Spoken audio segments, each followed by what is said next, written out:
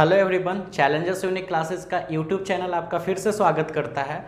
और आज के वीडियो में हम लोग फिजिक्स का क्लास करने वाले हैं। फिजिक्स के बहुत सारे टॉपिक्स को हमने पढ़ा भी है पहले, और हम लोग को पता है कि मॉडर्न फिजिक्स स्टार्ट हो चुका है। उसमें हम लोग पहले लेसन में भी इंटर कर चुके हैं। पहले लेसन में भी हमने बहुत सारे इंपॉर्टेंट थ्योरी को पढ़ लिया है। अब आज उस चैप्टर को कंटिन्यू करते हैं। बाकी जो टॉपिक बचा हुआ है वो आज हम लोग स्टडी करेंगे करना है। तो आपके सामने दिख रहा होगा कि यहाँ पे लिखा हुआ आइंस्टाइन का प्रकाश विद्युत समीकरण तथा प्रकाश विद्युत प्रभाव की व्याख्या, यानी Einstein's photo electric effect equation and explanations of photo electric effect. यानी कहने का मतलब ये है कि आज का जो क्लास है वो काफ़ी इंपॉर्टेंट थ्योरी है। ये आपका 5 मार्क्स में भी आ सकता है। काफ़ी बार ये क्वेश्चंस पूछा हुआ है आपके फाइनल एग्जाम में 5 नंबर में, तो VVI है ये। तो इसमें एक्चुअल में पढ़ना क्या है कि जब प्रकाश विद्युत प्रभाव फोटो इलेक्ट्रिक इफेक्ट आपने पढ़ा था फोटो इलेक्ट्रिक इफेक्ट प्रकाश विद्युत प्रभाव के एक मेटॉलिक सरफेस पे लाइट के इंसिडेंस के कारण, यानी एक धात्विक सतह पे प्रकाश के आपतन के कारण उसमें से फ्री इलेक्ट्रॉन बाहर आते हैं, मुक्त इलेक्ट्रॉन उत्सर्जित होते हैं, और उस इलेक्ट्रॉन को फोटो इलेक्ट्रॉन यानी प्रकाश इलेक्ट्रॉन के नाम से जाना जाता है। और ये जो थ्योरी एक फिनोमिनन होता है, घटना होता है, इसको हम फोटो इलेक्ट्रिक इफेक्ट यानी प्रकाश विद्युत प्रभाव कहते हैं। ये सारा चीज आपने एक्सप्लेनेशंस में देखा था। अच्छा, लेकिन आइंस्टाइन ने इस प्रकाश विद्युत प्रभाव यानी फोटो इलेक्ट्रिक इफेक्ट से रिलेटेड उन्होंने एक इक्वेशन तैयार किया, और उस इक्वेशंस के आधार पे प्रकाश विद्युत प्रभाव यानी फोटो इलेक्ट्रिक इफेक्ट को और अच्छे से एक्सप्लेन किया गया। यानी इनके एक फॉर्मूला के बेस पे और इसको अच्छे से एक्सप्लेन किया गया। तो ये काफ़ी काम का है, इसको पढ़ना एग्जाम्स के लिए इंपॉर्टेंट है। तो चलो देखते हैं कैसे। पहले तो आप ये टॉपिक का नाम लिखो, वीडियो को पॉज करके पहले आप ये टॉपिक का नाम लिखो। जब आप टॉपिक का नाम लिख लिए, ठीक है, वीडियो को पॉज करके जब आप टॉपिक का नाम लिख लिए, तो सबसे पहले आपको क्या करना है, डिस्प्ले पे एक चीज़ लिखा हुआ, डिस्प्ले पे लिखा हुआ चीज़ को आपको उतार लेना है। वीडियो आप पहले बाद में आगे देखोगे, पहले ये टॉपिक लिखने के बाद आप ये जो स्क्रीन पे शो कर रहा है आप इसको लिखोगे, स्क्रीनशॉट ले लो इसका, ठीक है। और अब हम लोग आगे चलते हैं। अब अच्छा, सबसे पहले आप ये समझ लीजिए कि जो ये वीडियो में आपके सामने डिस्प्ले पे शो किया गया था, ये क्या है, तो 1990 में, ठीक है, ध्यान दीजिएगा, 1990 में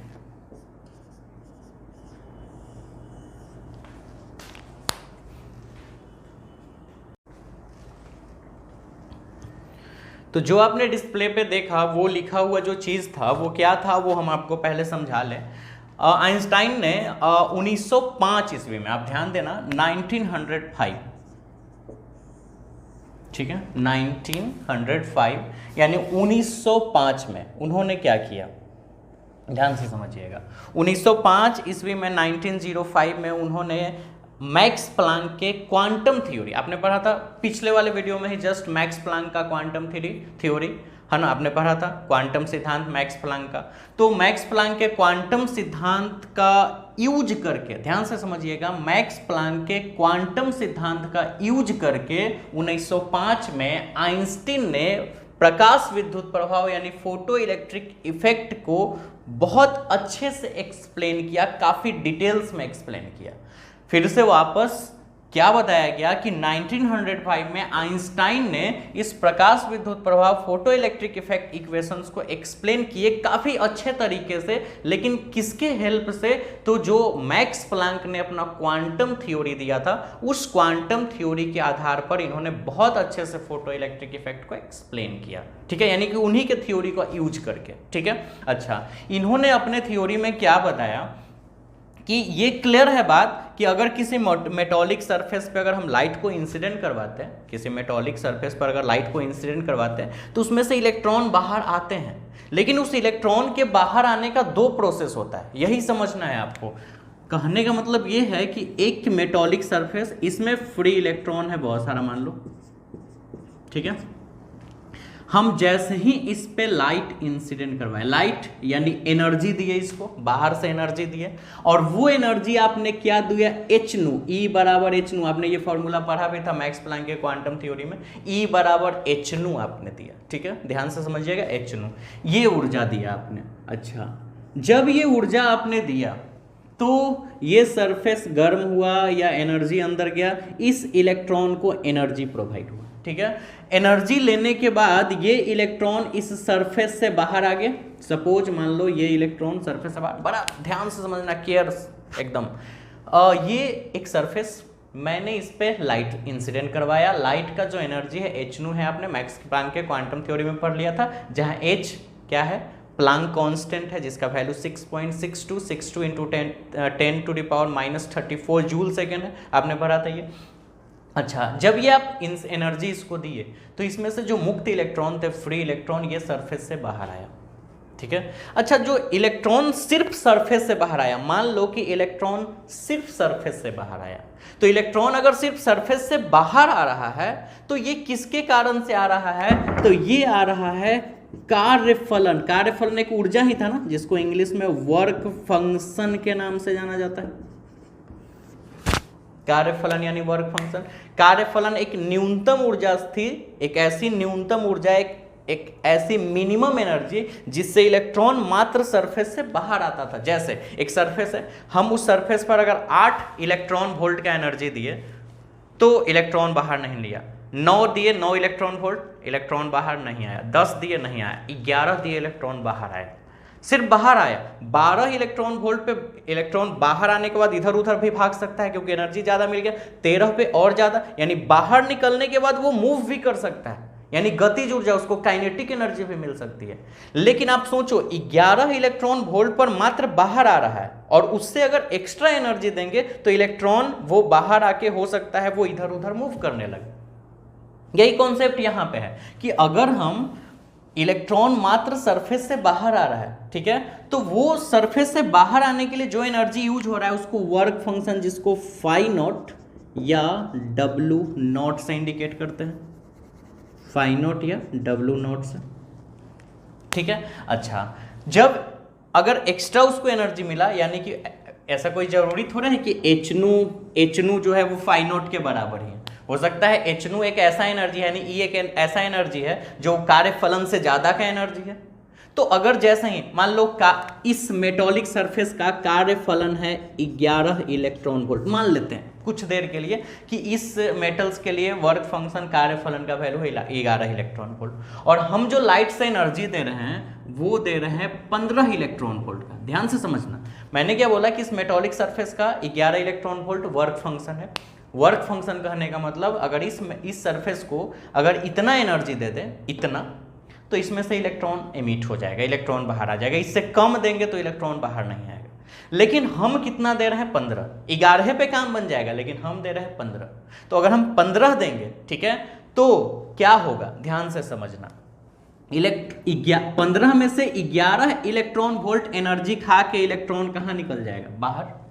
समझ रहे हो बात? 15 इलेक्ट्रॉन वोल्ट में से 11 इलेक्ट्रॉन वोल्ट एनर्जी खा के बाहर निकल जाएगा इलेक्ट्रॉन।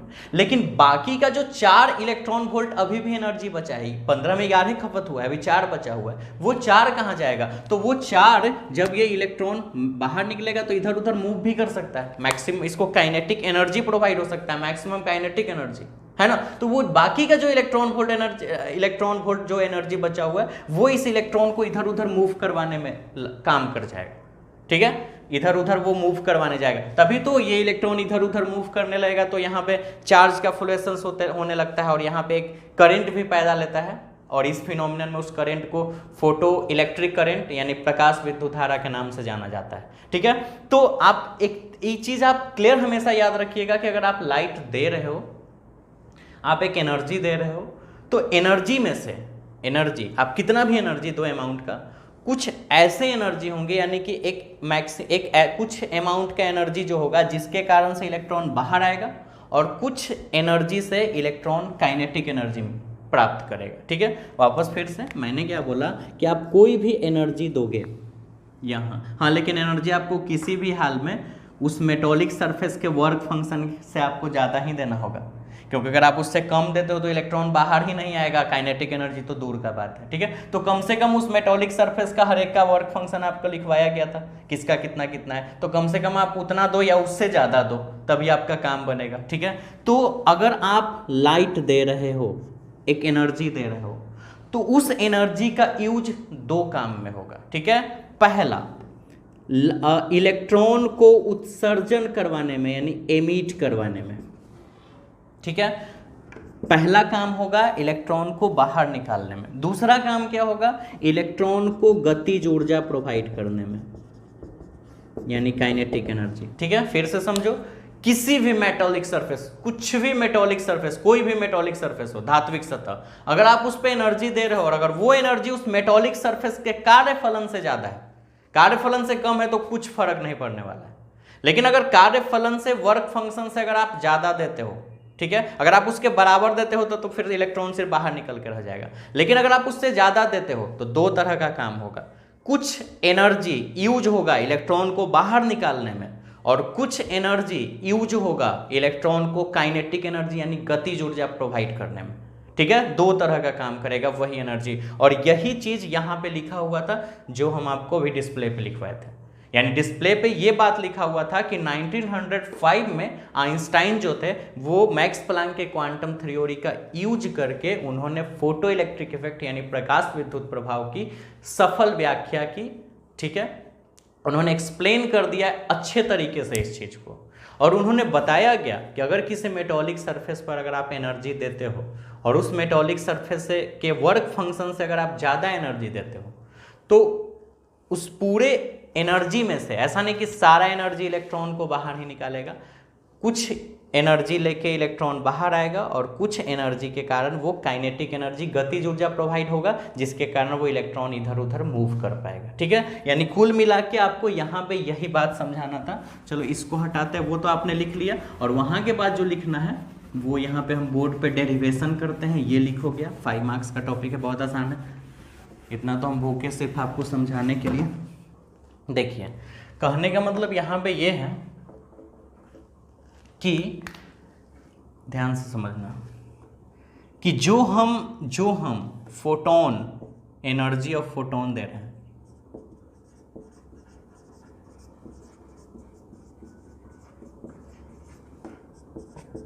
यानी फोटोन की ऊर्जा, दोनों मीडियम में लिखते हैं, हिंदी इंग्लिश दोनों में, जो कि आपको फायदा हो जाए, दोनों बच्चा को एक ही बार में क्लियर हो जाए। फोटोन की ऊर्जा, ठीक है, फोटोन की ऊर्जा क्या होती है, E बराबर h न्यू, इक्वेशन फर्स्ट, ये आपने पहले से पढ़ा था। ठीक है, अच्छा, अब यानी नाउ, समझ लेना, हिंदी वाला बच्चा हिंदी में लिख लेगा, इंग्लिश वाला बच्चा इंग्लिश में। नाउ अब आपको यहाँ पे क्या समझना है कि जो आप एनर्जी, अगर किसी मेटॉलिक सरफेस पर अगर आप एनर्जी देते हो, एनर्जी मतलब h न्यू देते हो, h न्यू, ठीक है, जो आप एनर्जी दे रहे हो वो एनर्जी दो भाग में बटेगा। ये फोटो एनर्जी ऑफ फोटोन हो गया। ठीक है, पूरा लिख देते हैं,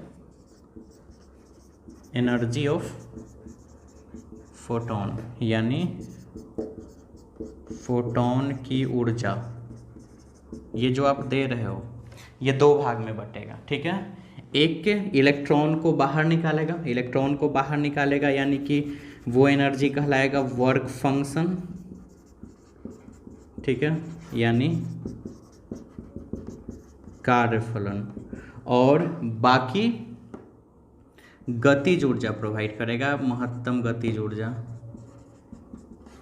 यानी प्लस में, सॉरी यहाँ इंग्लिश लिखना था ना, ऊपर शॉर्ट में लिख दे क्या, काइनेटिक एनर्जी के ही लिख देते हैं, यानी गतिज ऊर्जा। ठीक है, यानी एनर्जी ऑफ फोटोन, फोटोन की ऊर्जा equal to work function plus kinetic energy. समझ रहे हो, इंग्लिश हिंदी में लिखा हुआ है, यानी थोड़ा बहुत ही इंग्लिश हिंदी लिखना पड़ेगा फिर तो। ठीक है, एनर्जी ऑफ फोटोन को हम h न्यू लिख सकते हैं। ठीक है, एनर्जी ऑफ फोटोन यानी फोटोन की ऊर्जा, है ना, तो h न्यू। वर्क फंक्शन को फाई नॉट या W नॉट लिख सकते हैं, हम फाई नॉट ही लिख लेते हैं। और काइनेटिक एनर्जी का सूत्र होता है हाफ mv², हाफ mv², और मैक्सिमम वैल्यू होगा मैक्सिमम गतिज ऊर्जा, इसलिए हम मैक्सिमम लगा दिए और यहाँ E लगा देते हैं। क्यों, सूत्र तो हाफ mv² ही होता है, लेकिन E इसलिए लगाया गया, E फॉर इलेक्ट्रॉन, यानी me का मतलब हो गया मास ऑफ इलेक्ट्रॉन, क्योंकि यहाँ इलेक्ट्रॉन का ही बात हो रहा है, फ्री इलेक्ट्रॉन ही बाहर आएगा, तो जो इलेक्ट्रॉन बाहर आएगा उसी का मास होगा, उसी के मास के कारण काइनेटिक एनर्जी आएगा। ठीक है, तो इसीलिए मास ऑफ इलेक्ट्रॉन, जो इलेक्ट्रॉन एमिट हो रहे हैं, मास ऑफ फोटो इलेक्ट्रॉन भी बोल सकते हैं। तो जो इलेक्ट्रॉन का हम यहाँ पे बात कर रहे हैं उस इलेक्ट्रॉन का यहाँ मास है, जिसका वैल्यू होता है 9.41 इंटू 10⁻³ kg, आगे लिखेंगे हम, ठीक है। तो ये आपका Hnu equal to phi naught plus half mv² maximum क्यों हुआ, समझ गया कि अगर आप कभी भी, आइंस्टीन ने ही बताया कि आप अगर एनर्जी देते हो किसी मेटॉलिक सरफेस को तो उसका जो एनर्जी है वो 2 भाग में डिस्ट्रीब्यूट होगा, एक इलेक्ट्रॉन को बाहर निकालने का काम करेगा और एक काइनेटिक एनर्जी प्रोवाइड करेगा, यानी एक ये और एक ये, ठीक है। इसके बेस पर हम इसको पलट के लिख सकते हैं, phi naught plus half mv² maximum equal to Hnu, तो half mv² maximum equal to Hnu minus phi naught. Phi naught को मैंने उधर जाके सब्ट्रैक्ट कर लिया, that is your equation first, ठीक है। अभी और भी डेरिवेशंस करेंगे, लेकिन यहां तक ये हो गया, इसको हटाते हैं। ध्यान से समझना, दिस इक्वेशन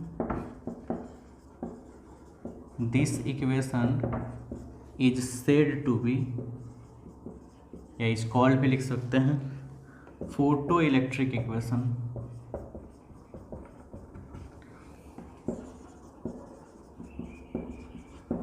यानी यह समीकरण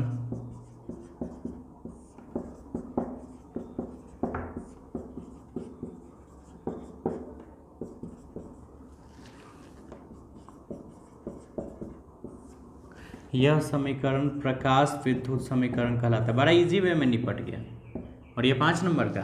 तो अभी इस थ्योरी को थोड़ा और आगे ले जाएंगे, अभी तो इसमें लॉ भी बताना है, यानी ये तो बहुत इजी वे में आपको समझ में आ गया होगा यहाँ तक, क्लियर। अब हम लोग थ्योरी को थोड़ा और आगे ले जाते हैं। फोटो इलेक्ट्रिक इक्वेशन, प्रकाश विद्युत प्रभाव का जो समीकरण है वो यही है, half mv² maximum equal to Hnu minus phi naught. लेकिन जो इसके लॉ बने थे फोटो इलेक्ट्रिक इफेक्ट, क्योंकि फोटो इलेक्ट्रिक इफेक्ट को इनके थ्योरी पे एक्सप्लेन भी करना है, तो प्रकाश विद्युत प्रभाव की व्याख्या के लिए, उनके लॉ को समझाने के लिए हम इस थ्योरी को थोड़ा आगे ले जाएंगे, ठीक है। तो आगे ले जाने से पहले सबसे पहले आप इतना का स्क्रीनशॉट ले लो और जल्दी से कॉपी पे पहले उतार लो, फिर आगे देखो, क्योंकि स्टेप बाय स्टेप समझो 5 नंबर का थ्योरी बहुत आसानी से कंप्लीट होगा, ठीक है। तो अब चलो आगे टॉपिक देखते हैं। अब आपको समझना ये है, आप याद करो प्रकाश विद्युत प्रभाव का जो नियम बताया गया था फोटो इलेक्ट्रिक इफेक्ट का, आपको 5 लॉ बताया था, जिसमें पहला लॉ था, ठीक है, ध्यान दीजिएगा, पहला लॉ कि इलेक्ट्रॉन के जो उत्सर्जन का दर होता है, फोटो इलेक्ट्रॉन के जो एमिशन का रेट होता है वो डिपेंड करता है इंटेंसिटी पे। जितनी इंटेंसिटी से लाइट आती है उतना ज़्यादा इलेक्ट्रॉन बाहर आता है। दूसरा लॉ ये बताया गया था कि लेकिन इलेक्ट्रॉन की गतिज ऊर्जा यानी काइनेटिक एनर्जी इंटेंसिटी यानी तीव्रता पर निर्भर नहीं करता है। दूसरा ये लॉ था। तो निर्भर करता किस पे है? तो फ्रीक्वेंसी पे, फ्रीक्वेंसी यानी आवृत्ति पे। ये तीसरा लॉ था कि पहला लॉ ये था कि इलेक्ट्रॉन अगर जितना ज़्यादा निकल रहा है तो तीव्रता ज़्यादा होना चाहिए, जितना ज़्यादा इंटेंसिटी होगा इलेक्ट्रॉन उतना ही ज़्यादा बाहर आएगा इंटेंसिटी से, ठीक है। और लेकिन इलेक्ट्रॉन काइनेटिक एनर्जी प्रदान करे, अपने पास प्राप्त करे मैक्सिमम काइनेटिक एनर्जी, वो इंटेंसिटी तीव्रता पर निर्भर नहीं करता था। तो तीव्रता पर निर्भर कौन करता था? किस आखिर तीव्रता पे निर्भर नहीं करता है तो आखिर किन चीज़ों पे निर्भर करता है ना? मैक्सिमम काइनेटिक एनर्जी अगर तीव्रता पे निर्भर नहीं कर रहा है, इंटेंसिटी पे निर्भर नहीं कर रहा है, तो किन चीज़ पे निर्भर कर रहा है? तो वो आवृत्ति पे निर्भर करता था, फ्रीक्वेंसी पे। ये हमने आपको बताया था, फ्रीक्वेंसी यानी आवृत्ति पे, ठीक है। तो एक बात तो आपको समझ में आ रहा है कि ये मैक्सिमम काइनेटिक एनर्जी आपको तभी मिल सकता है, ये हमने हाफ mv² मैक्सिमम जो लिखा, ये काइनेटिक एनर्जी का ही फॉर्मूला है ना, और मैक्सिमम लिखा हुआ है। तो मैक्सिमम काइनेटिक एनर्जी यानी महत्तम गतिज ऊर्जा आपको तभी प्रोवाइड होगा, ठीक है, कब? जब आपका वो फ्रीक्वेंसी भी ज़्यादा हो, फ्रीक्वेंसी यानी आवृत्ति भी ज़्यादा हो। और इससे पहले हमने कुछ टॉपिक आपको पढ़ाया था जिसका नाम था देहली आवृत्ति। देहली आवृत्ति यानी थ्रेशोल्ड फ्रीक्वेंसी, इसको देहली आवृत्ति या थ्रेशोल्ड आवृत्ति भी बोला जाता है। हिंदी में भी थ्रेशोल्ड आवृत्ति बोल सकते हैं, देहली आवृत्ति या थ्रेशोल्ड आवृत्ति या थ्रेशोल्ड फ्रीक्वेंसी। ये हमने क्या बताया था? ये आवृत्ति के कारण इतना तो पता है कि इलेक्ट्रॉन जब सरफेस से बाहर निकला तो ये इलेक्ट्रॉन किसके कारण से निकला? तो फाई नॉट के कारण से, वर्क फंक्शंस के कारण से। लेकिन ये इलेक्ट्रॉन अब काइनेटिक एनर्जी प्राप्त करेगा, यानी मैक्सिमम काइनेटिक एनर्जी इसको कब मिलेगा?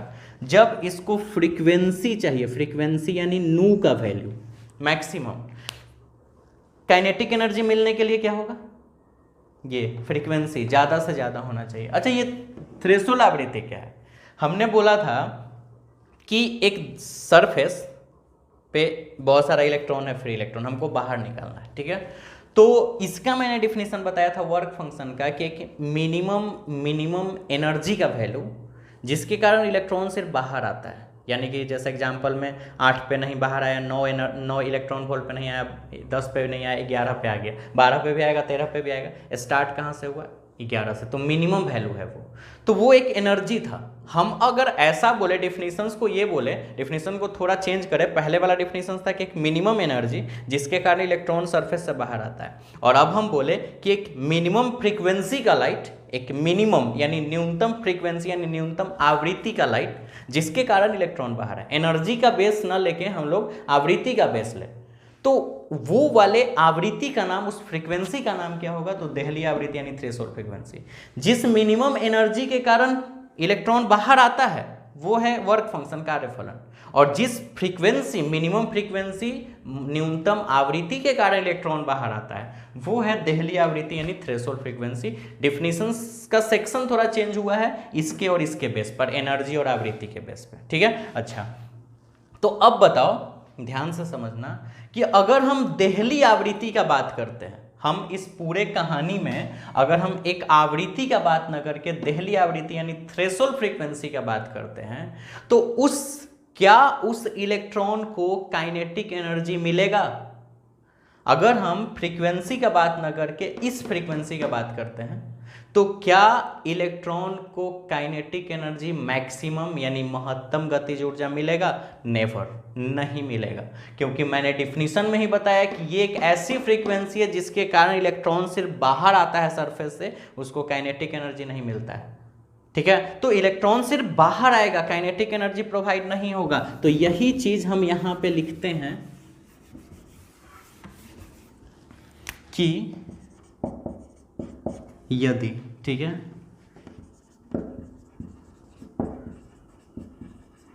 देहली आवृत्ति, पहले इंग्लिश लिख लेना, नाउ यानी अब,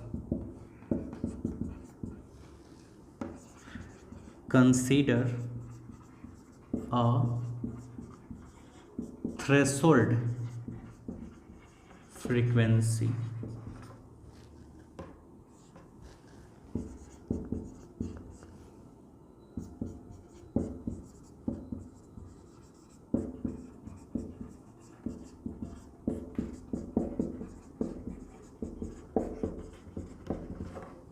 if consider a threshold frequency, यदि एक देहली आवृत्ति पर विचार करें, ठीक है। देहली आवृत्ति पर विचार करने से क्या होगा, ध्यान से समझना। देहली आवृत्ति का विचार करें तो हम नू के जगह पे नू नोट लेके चलेंगे, ठीक है। यानी कि पहले हम यहाँ पे जितना भी आपने फॉर्मूला देखा एच नू, तो नू क्या था? एक आवृत्ति फ्रीक्वेंसी। लेकिन अभी नू को हम नू नोट लिखेंगे क्योंकि थ्रेशोल्ड फ्रीक्वेंसी देहली आवृत्ति को नू नोट से इंडिकेट किया जाता है, तो हम नू का काम जो है वो नू नोट के फॉर्म में करेंगे, ठीक है। और अगर हम नू का काम नू नोट, अगर हम नू के जगह नू नोट लिखते हैं तो ये वैल्यू 0 हो जाएगा। कारण हमने अभी तो बताया कि थ्रेशोल्ड फ्रीक्वेंसी का अगर बात होगा तो इलेक्ट्रॉन सिर्फ बाहर आएगा, काइनेटिक एनर्जी उसको नहीं मिलेगा, यानी महत्तम गतिज ऊर्जा नहीं। अगर महत्तम गतिज ऊर्जा नहीं मिलेगा तो इसका मान 0। तो इसका बात अगर हम करें तो हाफ mv² मैक्सिमम का वैल्यू क्या होना चाहिए? 0, क्योंकि सिर्फ इलेक्ट्रॉन बाहर आएगा, काइनेटिक एनर्जी नहीं मिलेगा। इसके कारण से इसका वैल्यू इस इक्वेशन में पुट करो तो इसका वैल्यू 0। एच नू तो बेचारा एच नू के जगह पर एच नू नॉट लिखेंगे, है ना, और माइनस फाई नॉट तो रह ही जाएगा। सब चीज सेम, 0, नू के जगह नू नॉट। फाइनली नू नॉट को इधर कर लो तो प्लस, सॉरी फाई नॉट को इधर कर लो तो माइनस इधर प्लस में, और बच जाएगा एच नू नॉट, ठीक है। ये आपका रिजल्ट आ गया। अब थोड़ा हम मिटाएंगे क्योंकि ये सब तो आप लिख लिए थे ऑलरेडी, ये सब हम हटा रहे हैं यहाँ तक, ठीक है, नीचे ज़रूरत है छोड़ देते हैं। अब देखिए फाई नॉट का वैल्यू आ गया एच नू नॉट। मैंने दहली आवृत्ति पे विचार किया है तो नू को नू नॉट लिखा, तो half m e v square maximum kinetic energy, गतिज ऊर्जा का मान 0 हो गया। समझ गए क्यों? जब हम ये दोनों का वैल्यू इस इक्वेशंस पे रखे, प्रकाश विद्युत प्रभाव फोटो इलेक्ट्रिक इफेक्ट के इक्वेशंस पर जब मैंने रखा तो मेरा फाई नॉट और एच नू नॉट बराबर हो गया। ठीक है, कौन कौन बराबर हो गया? फाई नॉट और एच नू नॉट। चलो आगे चलते हैं। सो फ्रॉम इक्वेशन फर्स्ट यानी समीकरण 1 से हम समीकरण 1 में वापस चलते हैं। Half m e v square maximum equal to h nu minus phi naught, ये आपका इक्वेशन फर्स्ट है। ठीक है, इस इक्वेशंस को हमने यहाँ पे लिखा। उसके बाद ठीक है, जहाँ तक आपने उतार लिया था, यहाँ तक आपने उतार लिया था तो वो मिटेगा अभी, बाकी आपको उतारना है। ये हो गया। So half m e v square maximum equal to, ध्यान से समझना, H nu minus phi not के जगह पर हम क्या लिख सकते हैं? एच नू नॉट। ठीक है, इसको कर लेते हैं इक्वेशन फर्स्ट और यहाँ लिख देते हैं फ्रॉम सेकेंड। इक्वेशन सेकेंड मान लिया तो इक्वेशन सेकेंड के अनुसार।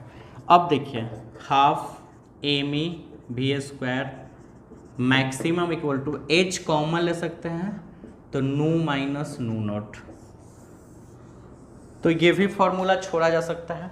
अच्छा, या आपने पढ़ा था formula nu equal to c upon lambda, ये प्रूफ किए थे पिछले वाले में। ठीक है, nu equal to c upon lambda यानी frequency equal to velocity of light in vacuum upon wavelength, यानी आवृत्ति बराबर प्रकाश का वेग निर्वात में बट्टा में प्रकाश का तरंग दैर्घ्य। ठीक है, तो जब nu equal to c upon lambda तो नू नॉट इक्वल टू कितना? C upon lambda naught. C तो फिक्स रहेगा, प्रकाश का वेग है निर्वात में, वो तो 3 × 10⁸ मीटर पर सेकेंड, लेकिन लेमडा का वैल्यू चेंज करेगा, लेमडा नॉट हो जाएगा। अच्छा, ध्यान से समझना, नू क्या है? नू क्या है? फ्रीक्वेंसी यानी आवृत्ति। नू क्या है? फ्रीक्वेंसी यानी आवृत्ति। लेमडा क्या है? वेवलेंथ यानी तरंग दैर्घ्य। वेवलेंथ यानी तरंग दैर्घ्य। तो जब ये आवृत्ति है तो ये दहली आवृत्ति है, ये आवृत्ति है तो ये दहली आवृत्ति, यानी ये फ्रीक्वेंसी है तो ये थ्रेशोल्ड फ्रीक्वेंसी। उसी तरह ये तरंग दैर्घ्य है तो ये दहली तरंग दैर्घ्य, यानी ये है वेवलेंथ तो ये थ्रेशोल्ड वेवलेंथ। समझ गए? ये है आवृत्ति तो ये है दहली आवृत्ति, यानी ये फ्रीक्वेंसी तो ये थ्रेशोल्ड फ्रीक्वेंसी। उसी तरह अगर ये तरंग दैर्घ्य है तो ये दहली तरंग दैर्घ्य, यानी कि वेवलेंथ, और ये थ्रेशोल्ड वेवलेंथ। ठीक है, तो so half m e v square maximum, भी मतलब एक, ठीक है ना, और इक्वल टू एच नू के जगह पर हम लिख सकते हैं सी बाई लेमडा माइनस नू नॉट के जगह लिख सकते हैं सी बाई लेमडा नॉट। ठीक है, फाइनली रिजल्ट क्या आएगा? एक काम करते हैं, ऊपर मिटाते हैं। ठीक है, क्योंकि वो तो ज़रूरत नहीं है, आपको यहाँ से लिखना है ना, इससे पहले तो आप स्क्रीनशॉट नहीं लिए थे। ठीक है, चलिए देखिए, तो half m e v square maximum equal to, यहाँ से सी कॉमन ले सकते हैं, सी। ठीक है, तो h c 1 by lambda minus 1 by lambda naught, और ये आपका फाइनल रिजल्ट हो गया। ठीक है, ऐसे तो यूज हम इसका ज़्यादा करेंगे, नाम रख लेते हैं इक्वेशन 3, लेकिन डेरिवेशंस को आप यहाँ पे भी छोड़ सकते हो या ये बढ़ा के यहाँ भी छोड़ सकते हो, यहाँ तक लाओ, ज़्यादा बेटर है। ठीक है, अच्छा, जहाँ लेमडा नॉट क्या है, बाकी सब के बारे में आपको पता है कि एम ई क्या है, तो इलेक्ट्रॉन का जो है वो मास है, mass of electron. V square तो बेग है ये, यानी वेलोसिटी। एच क्या है? प्लांक कांस्टेंट वैल्यू पता है। सी निर्वात में प्रकाश का वेग यानी वेलोसिटी लाइट का। Lambda wavelength. लेमडा नॉट एक नया चीज़ है, इधर नू नॉट भी जान रहे हैं, पहले से आपने पढ़ा था, लेकिन लेमडा नॉट क्या है? ठीक है, तो थ्रेशोल्ड वेवलेंथ। यानी देहली तरंग दैर्ध्य। ठीक है, एक और चीज़ लिख देते हैं यहाँ। पहला नंबर एमी जो है, एमी जो ये एमी है, उस ऐसे तो मास ऑफ इलेक्ट्रॉन है, इलेक्ट्रॉन का मास, लेकिन वैल्यू होता है 9.11 इंटू 10⁻⁻31 kg, काम आएगा। ठीक है, ये यहीं तक। अब आप ध्यान देना, इसका आप स्क्रीनशॉट लो, ले लिया।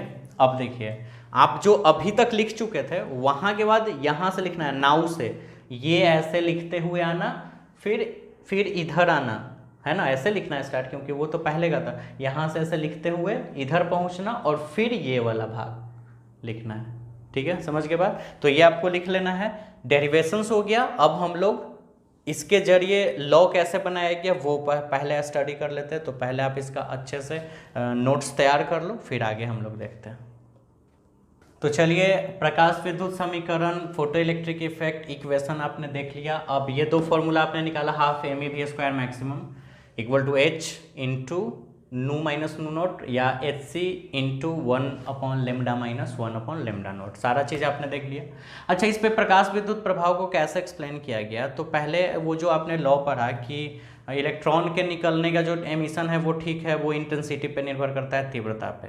लेकिन इलेक्ट्रॉन की जो महत्तम गतिज ऊर्जा होती है, इलेक्ट्रॉन की मैक्सिमम काइनेटिक एनर्जी, वो किन चीज़ों पे निर्भर करता है? तो बताया गया था कि इंटेंसिटी तीव्रता पे निर्भर नहीं करता है। तो किस चीज़ पे निर्भर करता है? तो फ्रीक्वेंसी यानी आवृत्ति पे।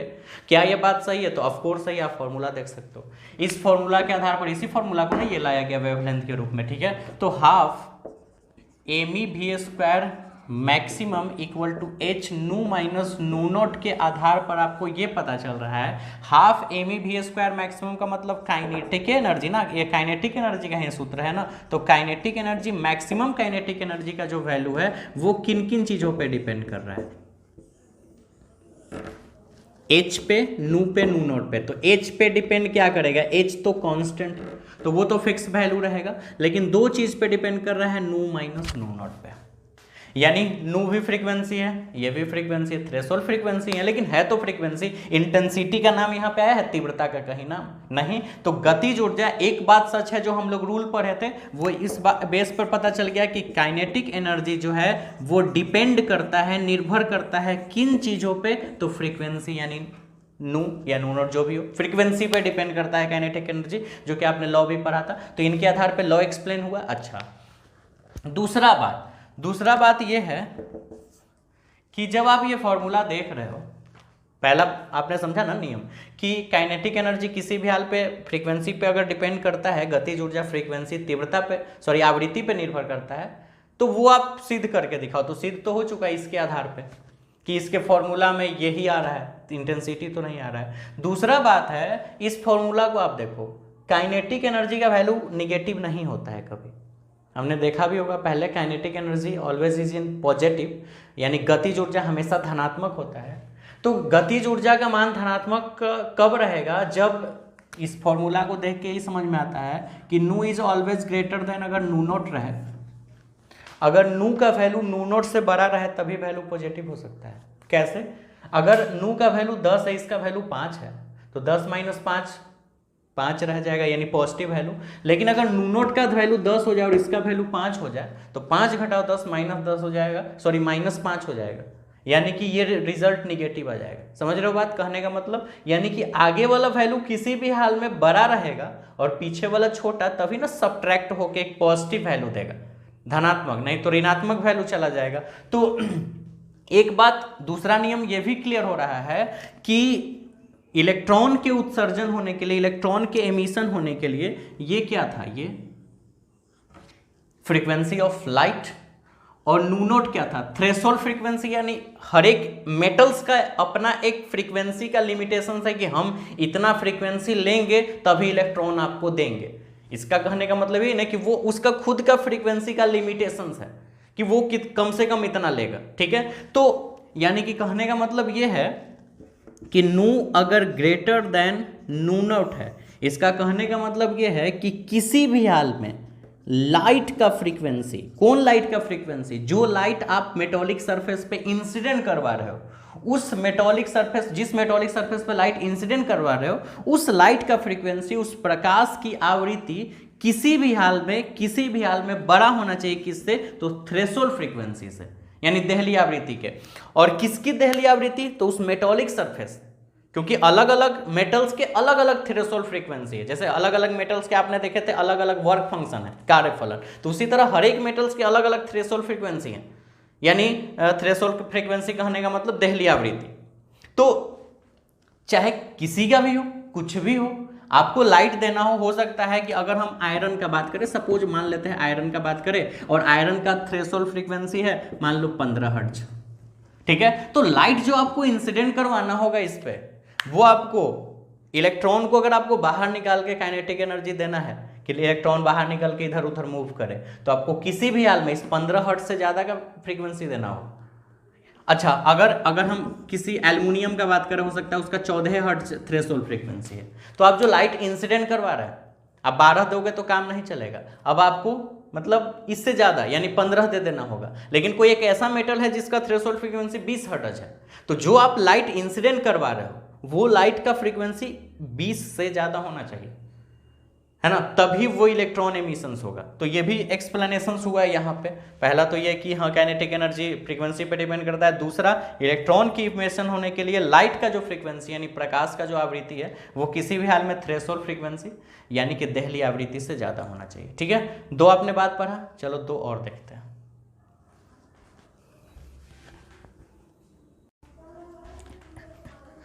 तो तीसरा बात देखते हैं। तीसरा बात क्या है? 2 तो आपने सीख लिया। तीसरा बात ये है कि अगर मान के चलो कि किसी मेटॉलिक सरफेस पे